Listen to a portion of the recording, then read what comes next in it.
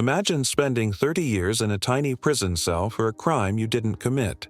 No freedom, no sunlight, no justice, just cold concrete walls, metal bars, and the constant echo of your innocence being ignored.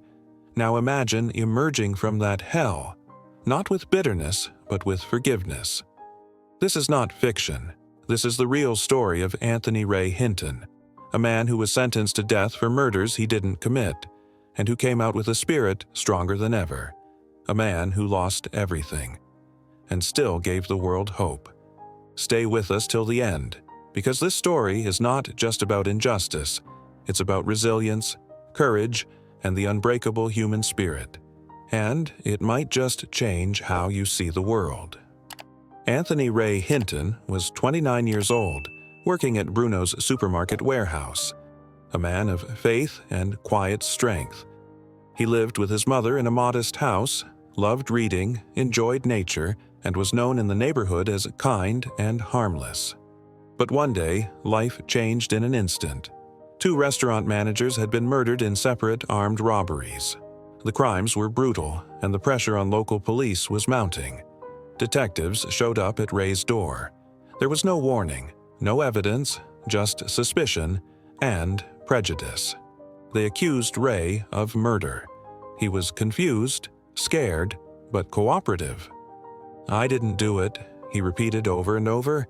They didn't care. He was poor. He was black. That was enough. During questioning, one detective told him, "I don't care whether you did it or not. You're going to be convicted." And just like that, Ray was thrown into a nightmare. The trial was a farce.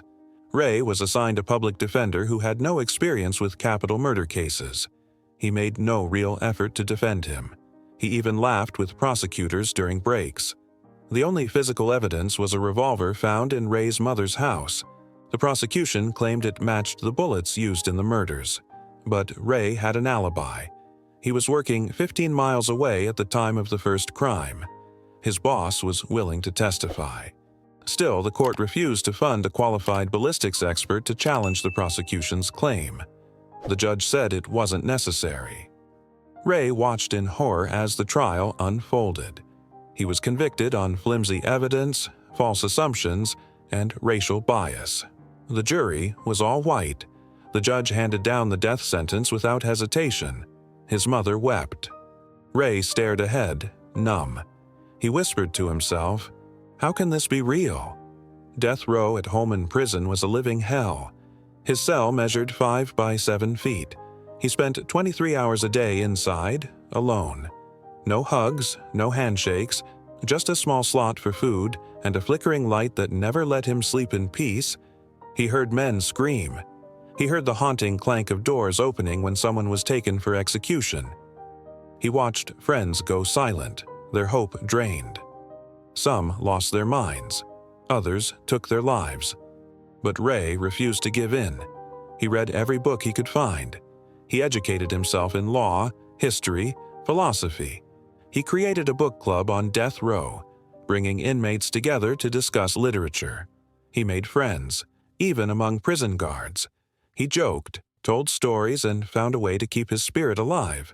One day, he said, "I can't control what they do to me, but I can control who I am, and I choose joy." In one moment of deep despair, he said a prayer, "God, if you don't get me out of here, give me the strength to survive it." He began writing letters, hundreds of them, to legal organizations, journalists, anyone who would listen. Most never replied. But one day, a letter changed everything. Years turned into decades. Ray filed appeal after appeal. Everyone was denied. But then a new hope arrived. In 1999, Bryan Stevenson, founder of the Equal Justice Initiative, heard about Ray's case. Stevenson had dedicated his life to defending the wrongly convicted. When he met Ray, he saw not just a man but a symbol of everything broken in the justice system. Ray was skeptical at first. He had been let down so many times, but something about Stevenson was different. His calm, his dedication, his fire. "I'm not giving up on you," Bryan said. "We're going to get you out." They reopened the case. They demanded a new ballistics test by independent experts. The result? All three experts concluded the bullets did not match the revolver.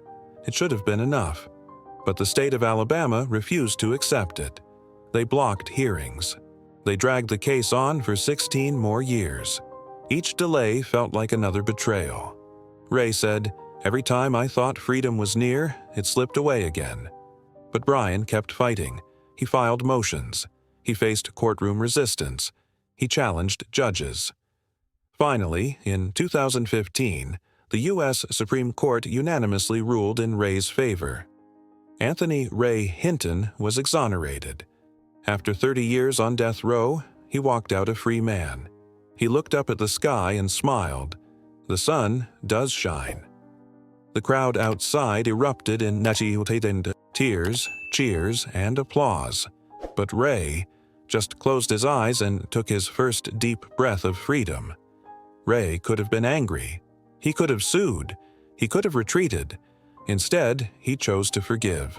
He forgave the prosecutors, the judge, the jury, even the detective who promised he would be convicted no matter what. He said, "Hate took so much from me already. I won't let it take my joy." Ray began traveling across the country, speaking about justice, hope, and healing. He met with students, lawmakers, and victims of the system. He shared his story with a powerful mix of humor and heartbreak. His book, The Sun Does Shine, became a bestseller. Oprah Winfrey featured it. Book clubs across America read it. He appeared on national TV, on stages from New York to Los Angeles. Not to complain, but to inspire. He told the world, "I lived in a cage, but my mind was always free." He advocated for death row reform, for fair trials, and for hope to remain alive even in the darkest places. Ray once met with a group of young inmates. He told them, "You're more than your worst mistake. Don't let the system define you." His voice became a beacon. Anthony Ray Hinton's story is not just about a broken justice system. It's about the power of choice. We can't always control what happens to us, but we can choose how we respond. Ray chose to believe in hope when the world gave him none. He chose to lift others up, even when he had every reason to stay down. He reminds us that even in the darkest places, the light of the human spirit can shine. Maybe you're facing a battle of your own, a divorce, a betrayal, a diagnosis, a loss. Maybe you feel like life has treated you unfairly. Remember Ray? He lost 30 years, but he gained the world's respect. He turned pain into purpose, and he lived with a joy few of us truly understand. Picture this. Ray walks into his mother's old house, now quiet, now faded. She died while he was in prison. He never got to say goodbye. He stands in her room, holds her picture, and whispers, "I'm free now, Mama. I'm free." Then he steps outside, into the light. Birds chirp. A child rides a bike past him. The wind rustles the trees. And Ray smiles, because he knows he didn't just survive, he overcame. If Anthony Ray Hinton's story touched your heart, don't let it end with this video. Share it, post it, tell others. Let the world know about the injustice and the strength. Support organizations like the Equal Justice Initiative, who fight for those who can't fight for themselves. Buy Ray's book, watch his interviews, learn from his resilience, and above all, choose forgiveness. Choose hope. Choose to stand for what's right, even when the world tells you to sit down. Because your voice can be a weapon, a shield, a light. This was the story of Anthony Ray Hinton, the man who refused to hate. Thank you for watching.